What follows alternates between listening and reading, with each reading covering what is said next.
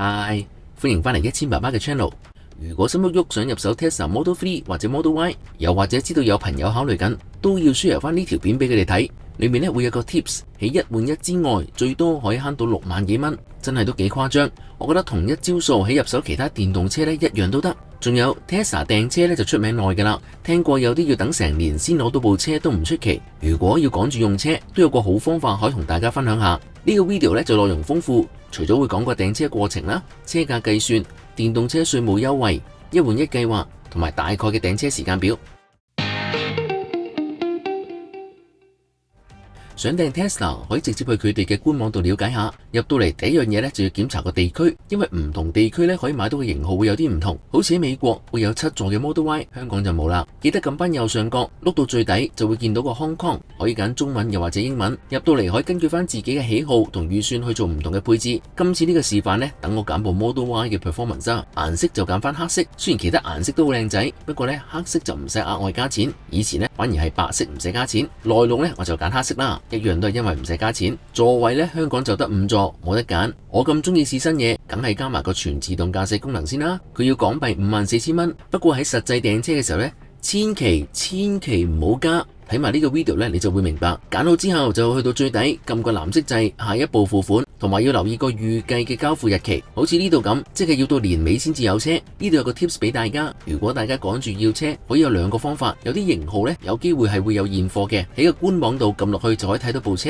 現貨車就代表已經到咗香港，唔使再等船期啦。不過所有嘅配置就冇得再改。好似呢個示範，只係有一部白色黑籠嘅 Model 3 Performance。另外一個方法就係親身到 Tesla 嘅陳列室問下職員。以我自己之前嘅經驗啦，上一部車俾人撞咗，等緊車用。Tesla 嘅陳列室職員可以睇到個船期同埋有冇啲車係運緊嚟，又未做配對。如果個配置同埋個顏色又啱你心水嘅話可以即場同個職員訂車。呢個係第2個快攞車嘅方法。我哋繼續撳埋個付款掣，嚟到呢版撳埋個顯示詳情，就會詳細列出個價錢同埋邊啲項目係要額外收費。呢一版列出好多個價錢，好多人都會覺得有啲亂。咁等我解釋下啦。呢個係車輛售價，所有嘅稅都會以呢個價錢嚟到計算。下面呢2個係預計你轉用電動車之後可以慳到幾多錢，可以唔使理佢。再下面會有3種唔同嘅付款方法，如果諗住上會都可以撳嚟睇下，做個參考。呢個係頭先嘅車輛價錢，下面係個預計首次登記稅。等我詳細解釋下。香港買車除咗要俾車價之外，如果係新車啦就要俾稅，叫做首次登記稅。買賣二手車就唔使再俾稅嘅。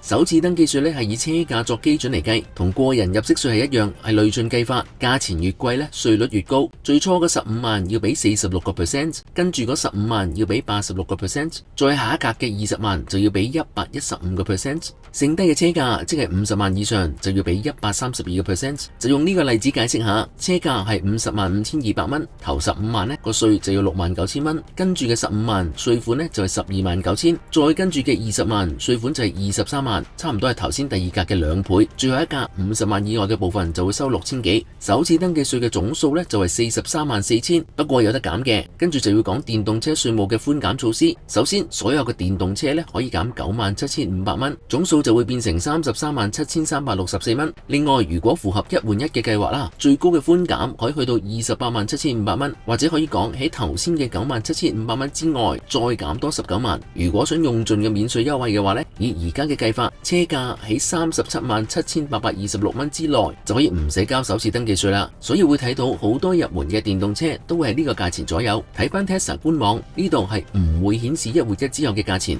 呢個係部車嘅車價50萬幾，首次登記稅就只係計9萬蚊嘅電動車寬減，即係33萬，總共就要俾84萬啦。一換一嘅計劃可以額外再減多19萬稅，不過都係有人冇用一換一優惠嚟到買電動車。睇翻政府數據，有1成係冇用到。我哋一陣間再詳細講下一換一嘅計劃有咩條件。呢度有個重大嘅 tips 俾大家，就係點樣去再慳多6萬蚊。喺頭先嘅示範，首次登記稅係以車價作基準計算，如果有啲選項可以後加，咁就唔好買住。例如個 FSD 嘅全自動駕駛功能，因為可以出車之後再加都得，實際稅款就差好多。我示範計一次俾大家睇，唔計 FSD。總車價就係451200蚊，稅款就由43萬減到37萬，慳咗成6萬蚊。不過記得要喺出車6個月之後先好加翻個選項，如果唔係嘅話有可能會被視為新車安裝配件，會被追收稅款，咁啊要小心啦。嚟到一換一計劃原意係提供誘因，加快大家轉用電動車，都有幾多條件限制，詳情可以睇翻呢一度。呢份文件呢，其實都唔係咁易明，等我去解釋下啦。基本上要符合晒所有嘅條件先至可以攞到呢個優惠，講緊係19萬嘅稅務優惠，大家要留心啦。大部分條件都係同時間有關。第一，部舊車一定係私家車，咩動力系統都得嘅，汽油、柴油、混能同埋純電車一樣都得。第二，車齡要6年或以上，計法係由牌簿上面嘅首次登記日期去到劏車嗰日最少要有6年或以上。第三，舊車取消登記之前，你要係部舊車嘅車主連續18個月或以上，以牌簿上面嘅登記日期嚟計，去到劏車嗰日，咁即係你唔可以就咁買部舊車返嚟，就算轉埋名都要等多18個月先至可以符合呢一個條件。第四，除咗你係車主之外，部車要喺12個月內最少10個月，即係304日嘅有效車輛牌照，連續同埋唔連續都得，所以唔好諗住等緊新車嚟，舊車牌照到期咧就唔去續期，一定要去續期。當你取消舊車登記嘅時候呢，運輸署其實都會按翻時間退翻剩餘嘅牌費俾你，咁都算公道。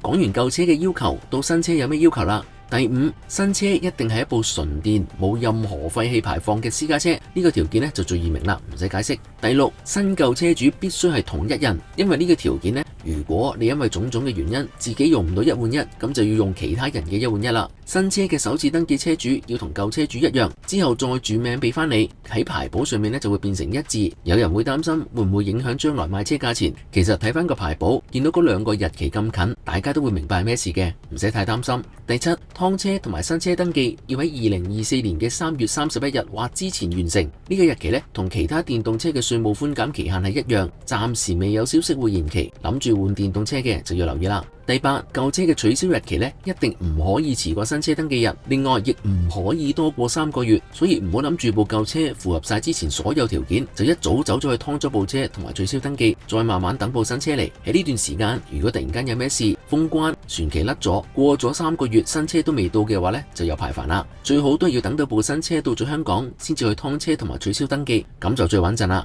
如果部車符合1換1嘅條件，係咪一定要用呢？咁又唔一定喎。首先要知道去劏車其實係有錢收嘅，因為部車嘅零件有啲可以循環再用，要視乎部車嘅普及性同埋狀態，可以去揾啲劏車房去價下價，又或者唔想煩，俾 Tesla 幫你搞又得，再比較下賣咗部車出去嘅價錢。當然啦，賣咗部車就唔可以用1換1，呢個時候咧就要揾其他人幫手，又或者會叫去賣1換1嘅 quota， 自己上網好容易揾到，價錢大概萬幾蚊到啦。舉個例子，如果部舊車可以賣出去有2萬蚊，劏車可以收翻3000蚊，1換1嘅 quota 要15000蚊。如果要用自己部車做1換1啦，劏咗部車就可以收翻3000蚊，牌簿咧就係0字。如果賣車收2萬蚊，冇咗部車做1換1，咁就要出去買 quota， 俾15000蚊，袋翻5000蚊。不過就要做多次嘅轉名手續，牌簿會係一致，同埋中間會有少少風險。雖然你係俾咗部新車錢，因為仲未轉名之前呢，部車仍然係會用1換1車主嘅名，所以都要小心揾啲信得過嘅先好合作。如果本身冇車，好大機會都要去揾人買 quota， 可以額外慳成19萬喎。記得要上網揾下啲信得過嘅先好，千祈唔好貪平。最後唔好問我有咩介紹，因為我自己冇用過。1000爸爸嘅 channel 咧，只會介紹用過同埋測試過嘅嘢。講完個車價計算、電動車稅務優惠同埋1換1，嚟到最後簡單講下個訂車流程。點解要講呢？ Tesla 有一樣嘢同其他車廠好唔同，佢哋咧係唔會有指派嘅 sales 跟到尾，文件啦、上會、保險、劏車，好多時候咧都要自己搞，所以要留意啦。繼續翻頭先 Tesla 嘅官網度檢查個型號同埋配置，確認冇錯之後咧，就喺右下角度撳使用信用卡訂購，之後咧就再輸入翻個人資料、信用卡號碼、地址，入晒之後就可以去到最底撳確認訂單，去交個2000蚊嘅訂金。呢2000蚊咧係冇得退款，同埋唔可以喺車價度扣翻嘅。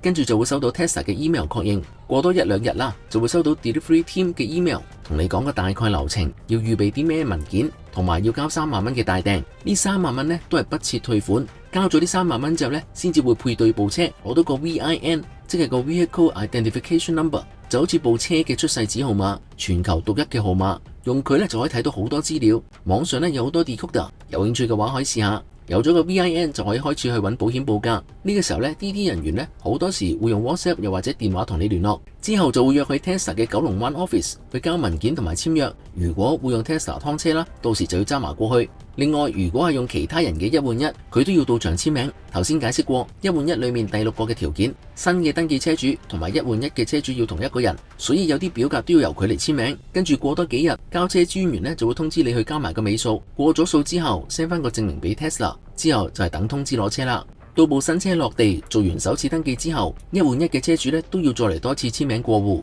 喺等攞車嘅時候，可以睇定 Tesla 嘅用戶手冊，左邊嘅係 Model 3，右邊嘅係 Model Y， 又或者喺 YouTube 度睇片，包括一千爸爸嘅片啦。